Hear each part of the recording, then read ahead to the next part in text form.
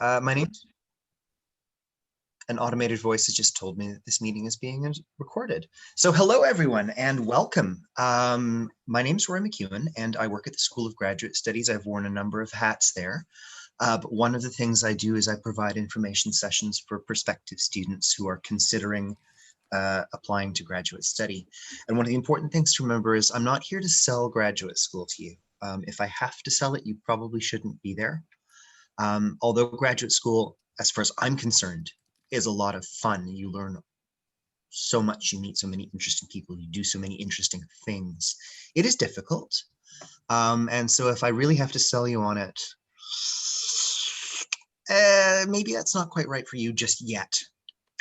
So what we're going to do today is look at questions that you can ask yourself to decide whether or not graduate study is for you, talk about the kinds of degrees that U of T actually offers, offer you a few tips on finding the right program, but that is going to vary a lot depending on the program.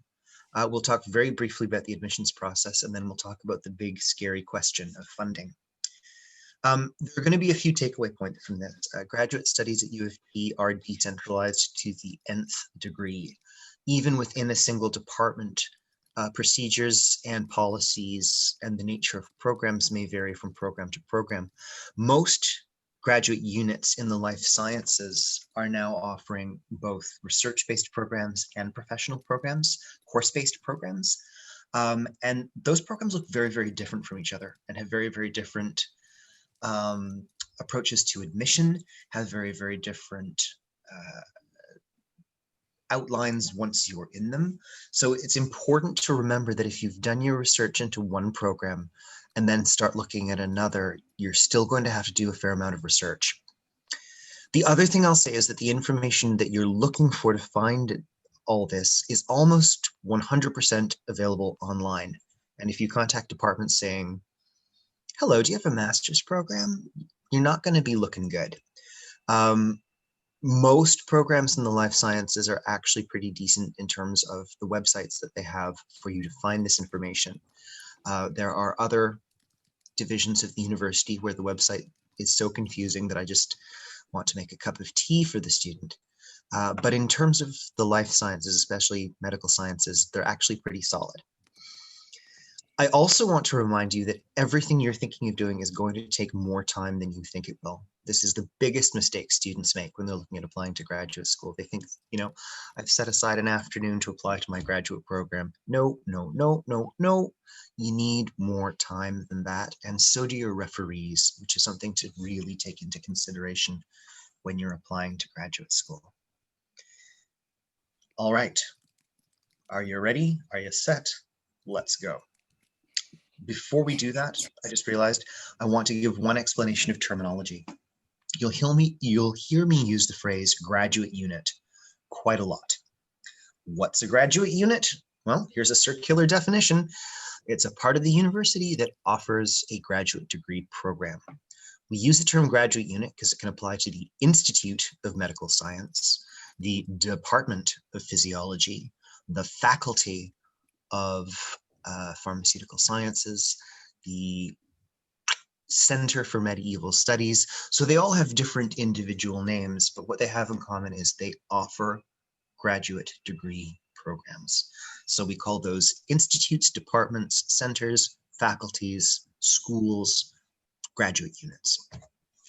Okay, so what's the difference between graduate and undergraduate study? And I'm going to use stereotypes here, and I know I'm using stereotypes, but sometimes stereotypes are useful. Basically, in graduate study, even in a professional program, you're expected to be a creator of knowledge rather than a consumer. The stereotype of undergrad, and I know it's not true, is of the lecturer, the professor standing at the front of the room, delivering information to an audience in the lecture hall. You all know that's not exactly the picture, but it's a useful endpoint of a spectrum. At the other end of the spectrum is what happens in seminar classes, where students are basically the teachers. The professor guides the discussion and has outlined the course and has provided a list of the readings, but it's the students week to week, each of taking in turn a chance to be the teacher. insofar as that's true, that means that students are not quite the same. You're not just a teacher-student binary. You're a junior colleague to your teachers. A colleague of mine in undergraduate recruitment came up with this amazing metaphor for it. In undergrad, you're learning to snorkel. You're investigating a few coral reefs, but you can't go down for too long because you've only got a snorkel. You can't cover too much, so maybe you cover a couple of reefs. When you get into a master's, you're really diving deeper into the subject. You're hooking yourself up to an oxygen tank or a scuba tank, and you're going down for several hours to really do an in-depth investigation of that coral reef.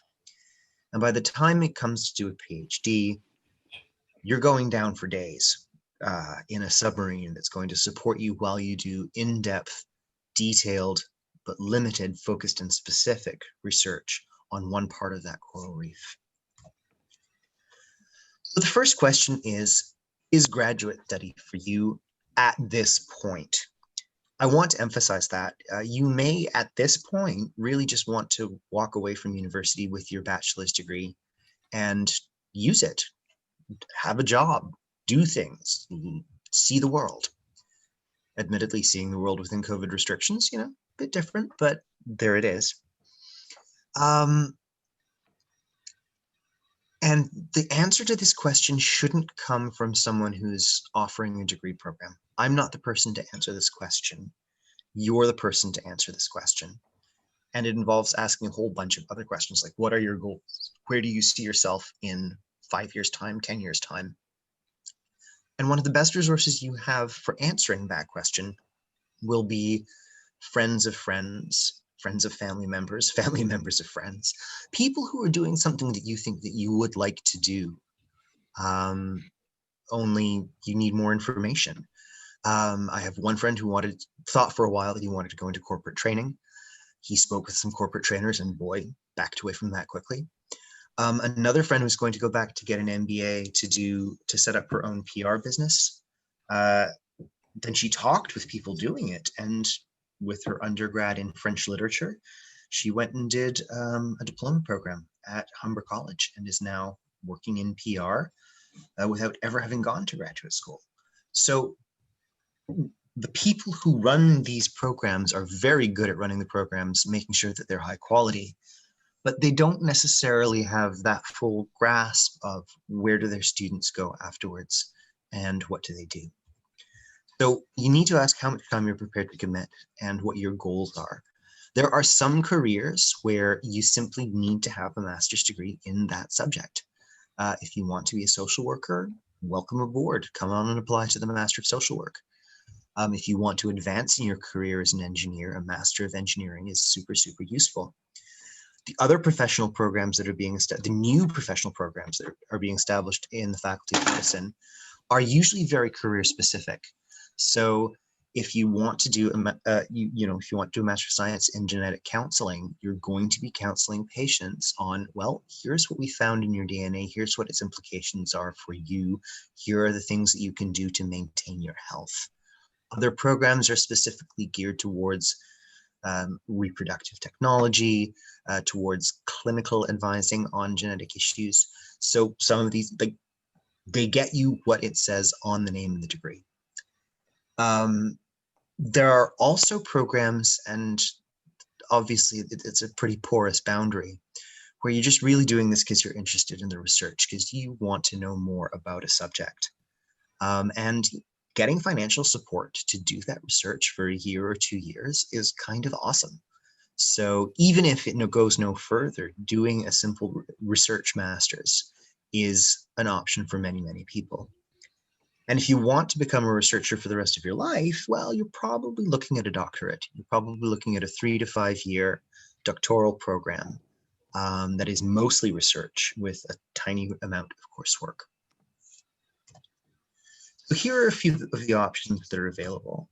We've talked a little bit about professional master's degrees. Let me give you just a bit more information about them. Professional master's degrees usually take 1 to 3 years to complete. They're usually course-based, but sometimes include internships. And they're very specifically designed to prepare students for a career in a certain profession or to hold certain designations.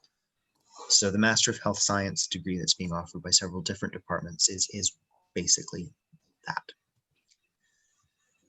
We'll also have options in terms of research-based degrees. And here's the funny thing, in the life sciences, as far as I'm aware, the Master of Science programs are all thesis-based programs with a small amount of coursework. But let's just say that you decide to do a Master of Arts instead in the history and philosophy of science and technology. You'll find yourself doing mostly courses, but those courses are research intensive. The goal of each course, each seminar-based course, where you are one of the people doing the teaching for your colleagues, is to produce a theoretically publishable piece of scholarly writing. So even if it's a purely course-based master's degree, it can still really be research-oriented, and don't be fooled by this. Is funding available for research-based masters? In the sciences, so Master of Science or Master of Applied Science, yes, funding is available. We'll talk about that a little bit down the road. In Master of Arts programs, this is highly variable. A number of programs offering MAs and PhDs have opted to provide funding for their PhDs at the expense of their master's students. So thinking about how you'll pay for the degree is actually quite important. Doctoral degrees generally take 4 to 5 years, although one of the degrees I've just listed here, the SJD, the PhD, it's the equivalent of a PhD in law, is supposed to take 3 years. These programs were all originally designed to prepare students for academic careers. But the world is changing, and demand for PhD grads is increasing outside of academia and decreasing inside academia, as a lot of universities are using contract teachers. So all our students are ending up in amazing and different places. We have students who end up as policy advisors to government. We have students running startups. We have students doing biomedical research outside of academia. We have students who are in pharmaceutical sciences or medical technology. So what you do with a PhD is really, really variable. Usually they're only available to students who already have a master's degree, although some do allow for direct admission from undergrad. And students in doctoral programs, with a very few exceptions that are usually really well marked.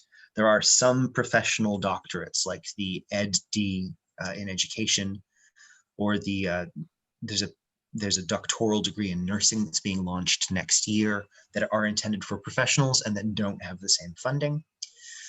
But it's important to remember that if you are looking at a funded program, the funding package may look very, very different in that program from other programs. So you're always going to want to go back to the graduate unit itself and see what they're promising. Finding the right program. I'm not going to walk you through this right now, but if you go to the SGS website and click on programs at the top, you'll see a list of close to 300 programs. We only provide very, very basic information, because although the School of Graduate Studies sets basic campus-wide policy for what do you need to get into a graduate program, each individual graduate unit has additional requirements. They may have more stringent requirements. They'll have their own deadlines. They're the ones reviewing the application. So you never, ever, ever want to stick with just the information on the School of Graduate Studies website. You always want to link back to the unit.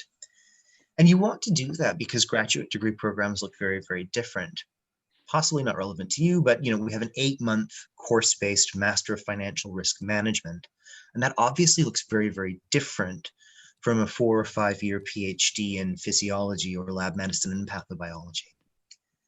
You're going to want to know what proportion of coursework to thesis exists. Is a thesis even involved?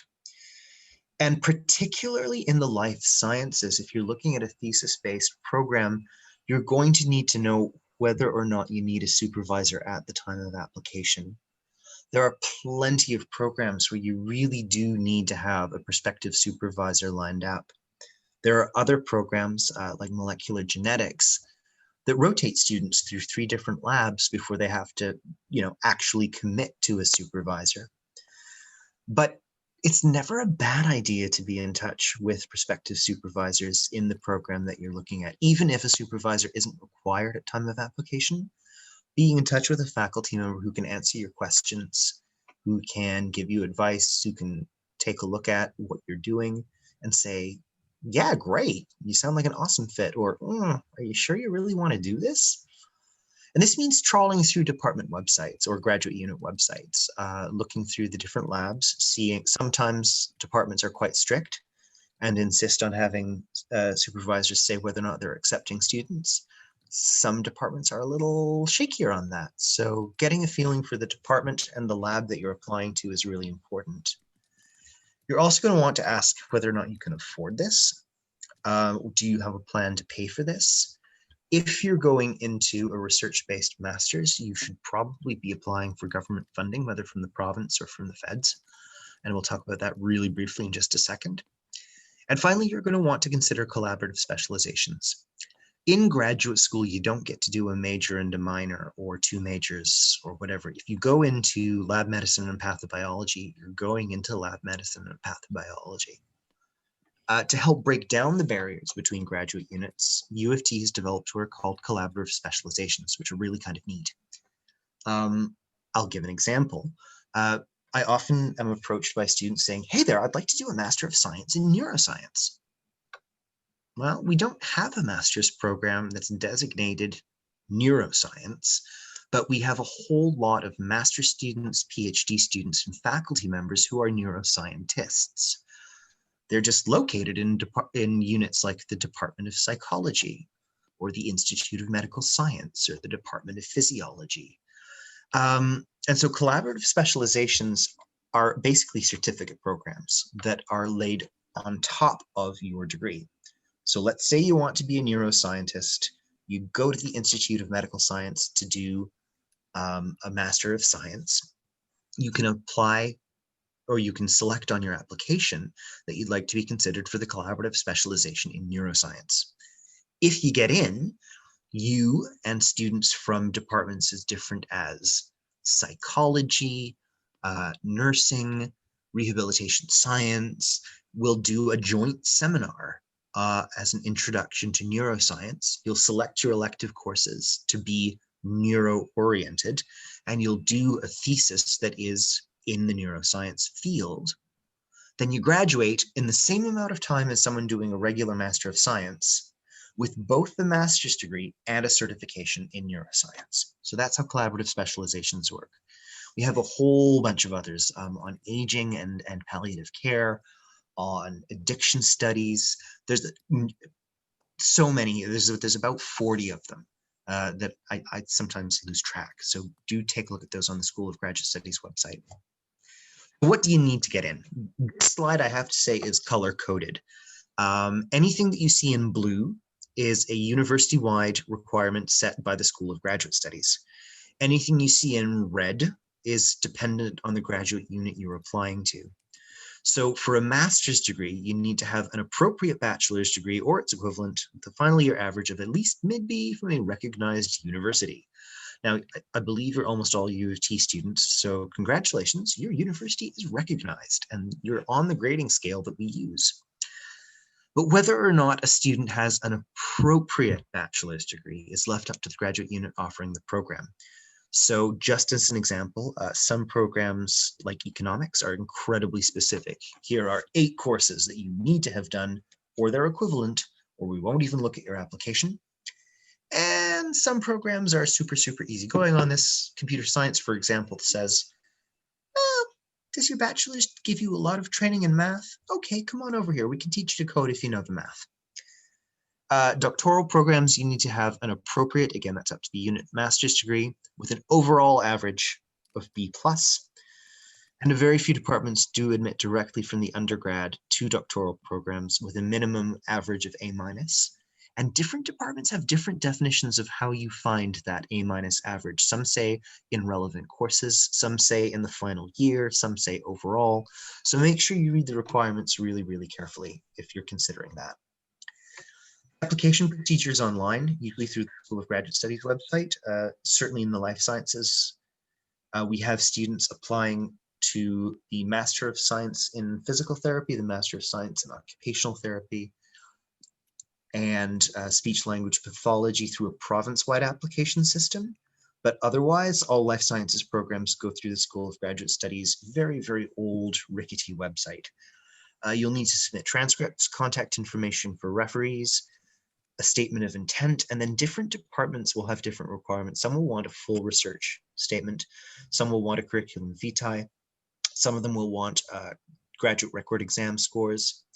So in all of this, make sure you've got a timeline planned. Make sure that you have everything that you need to apply on the right timeline in order to apply. And remember also that your referees are human beings and need time. They're really busy writing reference letters for a lot of people. Also, how to fund your education.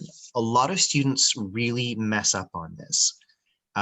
They see the application deadlines for their degree programs in January or February, and they get complacent about applying for funding, whether it's for the PhD or for the master's level.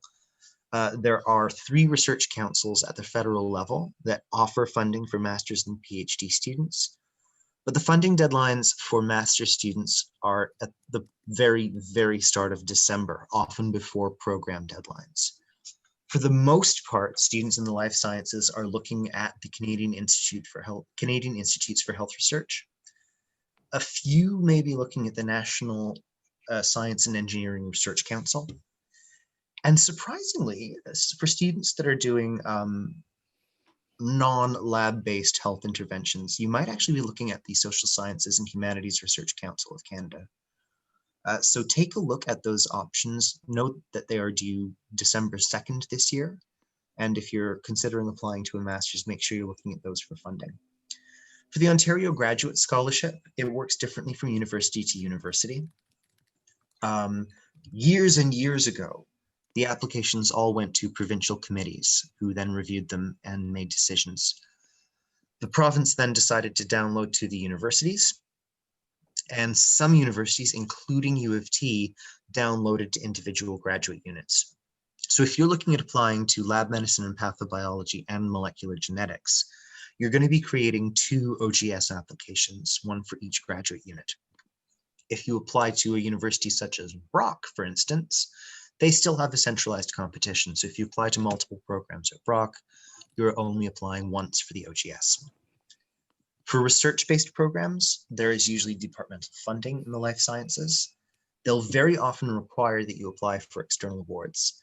I know for sure a number of programs in the humanities will say, if you don't apply for that federal scholarship and the provincial scholarship, we don't offer you funding.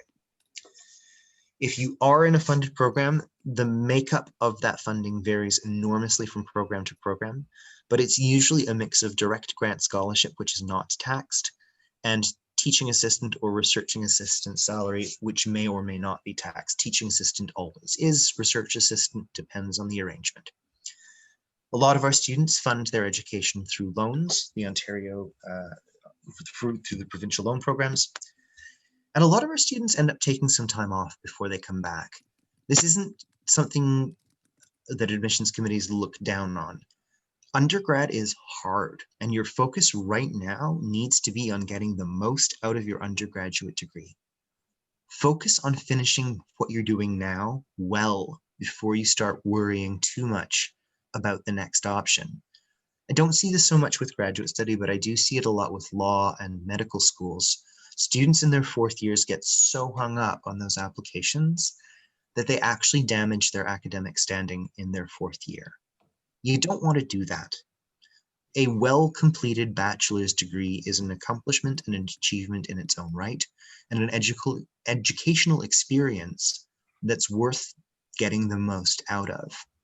The one thing I will say is if you do want to take time off, make some money, decompress a bit, is get your referees lined up before you take that time off. So let's talk about referees. So we're going to slide just a little bit. You're going to want referees who know you well, so they're familiar with you. You want to have done a good job with these referees, so you've demonstrated your proficiency.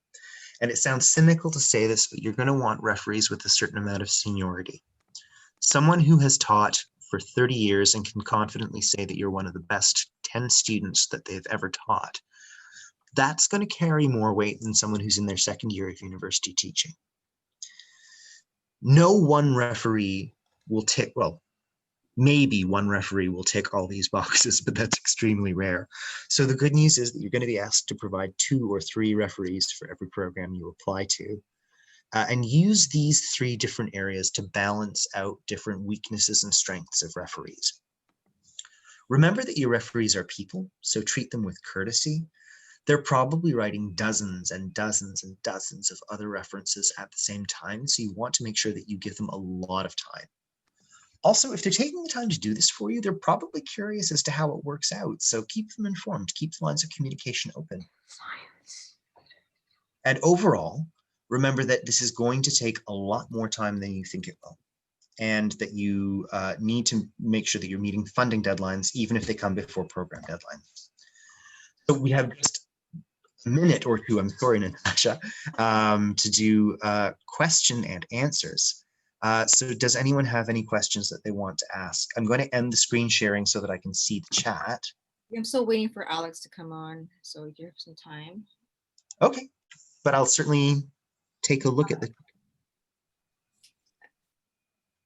So Lang has a question about how much funding can be obtained for a PhD program at U of T on average.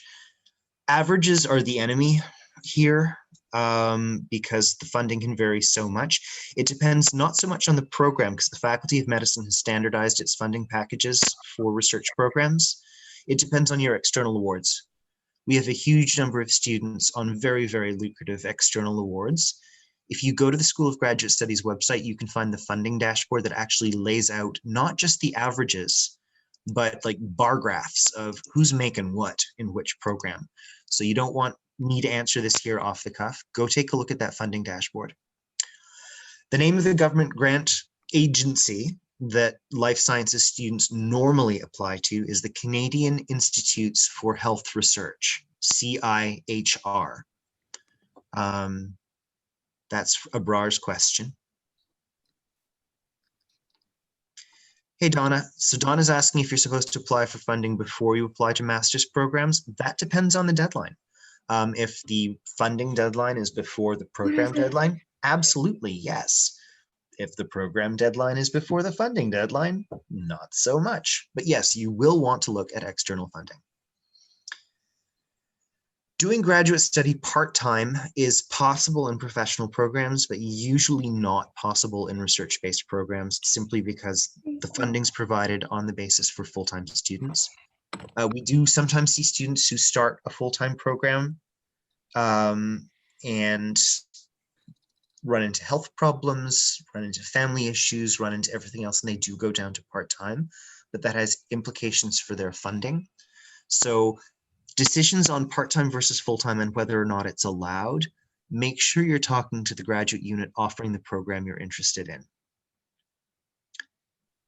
Can you get references from 2 profs in the same research-based course? Absolutely, but you have to bear in mind that their references are going to be, the references that they write are by definition going to be covering the same material twice.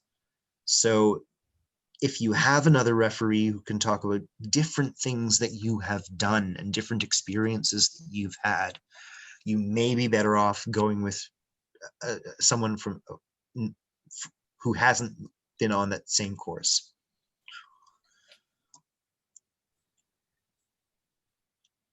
So Jessica wants to know whether U of T students can apply for graduate studies at a different school. Absolutely. And university students from other universities can absolutely apply to U of T. I'll tell you a funny story. Where I learned a lesson. A friend of mine was applying to do a Master of Science in insect reproductive behavior. And she was applying to U of T and the University of Western Kentucky. And I said, wow, that's great. You've got a safety school, smart. And she said, yeah, but oh my God, if I don't get into Western Kentucky, I don't know if I'm going to accept an offer from U of T. And it sort of dung for me because, you know, U of T student, I was thinking, go U of T. U of T is the best. But the supervisor that she was looking at Western Kentucky was the world expert in what she wanted to study. So Western Kentucky was the ride or die, and U of T was the safety school. So Rikai is asking if there's a difference in funding for domestic and international students. In terms of departmental funding, no. U of T has recently equalized tuition at the domestic and international for domestic and international students at the PhD level. In terms of applying for scholarships outside, though, yeah, unfortunately, it is different. It is easier to get mid-level funding if you're a domestic student. But if you're an exceptional international student, there's some really big scholarships out there to apply for. Christian's asking whether this will be recorded and posted. I'll leave that. Oh, yes, it is being recorded, says Natasha. Thank you, thank you, thank you. So Taylor's asking whether referees have to be professors or whether they can come from the community. I would say in a research-based program, a community or professional reference is probably not useful. Some departments will have very specific rules that they have to be, 2 academic referees and 1 professional. Err on the side of academic if the choice is left up to you. It really doesn't, to a great degree, it doesn't matter too much if you're a wonderful person who does great things in the community. Can you work in a wet lab? Can you do genetics research? That sort of thing is what the departments are going to want to know. Ruby's asking about where you can find graduate programs other than going institution to institution. There are websites out there that aggregate information on graduate programs. I'm contacted by them on a regular basis saying, hey, we'd like to partner with you, U of T. And most of them are crap. Let's just be very blunt. Most of them are providing very basic information about each university's programs that may or may not be 100% accurate, may or may not be up to date. And usually they're trying to monetize this. They're trying to find a way to charge money to students who are looking for graduate programs. We'll help you. We'll find a program for you. We'll coach you through this. Especially for the life sciences, don't go there. If you're interested in research on a particular topic, Google is your best friend. Find out who the expert is. Better yet, the article database run by the University of Toronto Library will let you know who is doing research in the field that you want to be working in, that is cutting edge, that is published in good journals, and then you go from there. Don't rely on external aggregators.